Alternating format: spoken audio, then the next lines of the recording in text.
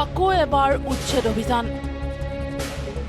সৰকাৰি ভূমি অবৈধভাবে দখল কৰে থাকা প্ৰায় 200টা পৰিয়ালৰ উচ্ছেদ অভিযান চলিল কাৰ্বি আংলং জিলাৰ বুকাজানৰ অসম নাগালেণ্ড সীমান্তৰ লাহৰিজানৰ ব্লক 3ৰ এটা কলনীত আজি পুৱাৰে পৰা চলিল প্ৰশাসনৰ উচ্ছেদ অভিযান প্ৰায় 400 আৰক্ষী অৰ্ধসামৰিক বাহিনীৰ লোক আৰু বিডিপিৰ লোক মুতায়ন হৈ এনেদৰে চলালে উচ্ছেদ অভিযান লাহৰিজানৰ এই সৰকাৰি ভূমি অবৈধভাবে দখল কৰি প্ৰায় 200টাকৈ পৰিয়ালে বসতি স্থাপন কৰিছিল কিন্তু এই সৰকাৰি ভূমিত উচ্ছেদ চলিব বুলি প্ৰশাসনে জাননী দিয়াৰ পিছতেই সৰহ সংখ্যক পৰিয়ালে নিজৰ লামলাকত লৈ ত্যাগ কৰিছিল সরকারি ভূমি एविक्शन ऑर्डर देने से पहले तो 3000 प्लस लोग था बट उसमें 60-70% पॉपुलेशन ऐसी थी जो रेंट में रह रहे थे कहीं और से आए थे यहाँ रेंट पे रहते थे काम करते थे जब ये एविक्शन नोटिस सर्व हुए तो वॉलंटरली वो आज से एक हफ्ता पहले ही अपना घर छोड़ के कहीं और रेंट पे चले गए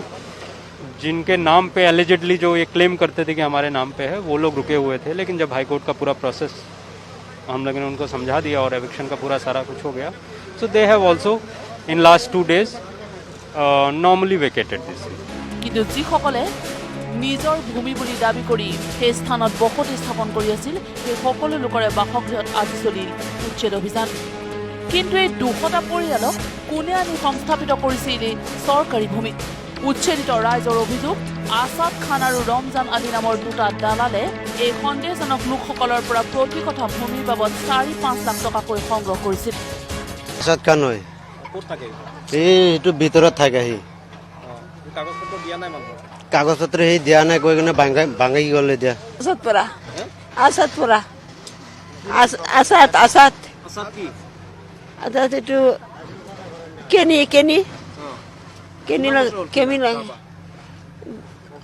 15-16 বছৰ এনেকুৱা হৈছে কিনিছে 4-5 লাখ গেছে আনকি সৰকাৰি ভূমিত ঘৰ বনাই ভাড়াও দিছিল আসাদ খানে আৰু মাহিলী ঘৰ ভাড়াৰ নামত 1200ৰ পৰা 1500 টকাকৈ সংগ্ৰহ কৰিছিল ৰমজান আলীয়ে ভাড়া কৰা ঘৰ মালিক হয় মানে ভাড়াটিয়া বেছি হয় হয় যেনেকা কি ইনচাৰ্জত একজন লৈছে সি কৰিছে মানে বেলেগ একজনক দিছে যেন আপুনি ইয়াত থাকিব পাৰিব কৈ কিনে মালিক ইনচাৰ্জৰ পৰা লৈছে সি আৰু 10জন 12জন মানুহ এনে ৰুম বনাই কিনে ভাড়া হিচাপত দিছে গতিকে সৰকাৰ আৰু কাৰ্বি আংলং জিলা প্ৰশাসনৰ আৰক্ষী প্ৰশাসনে আসাদ খান আৰু ৰমজান আলীক গ্ৰেপ্তাৰ কৰিব লাগে বুলি দাবী জনালে উচ্ছেদিত ৰাইজে কেমেৰা পাৰ্চন প্ৰশান্তৰ সৈতে লাহৰিজানৰ পৰা সমীৰণ দিগন্ত নিউজ লাইভ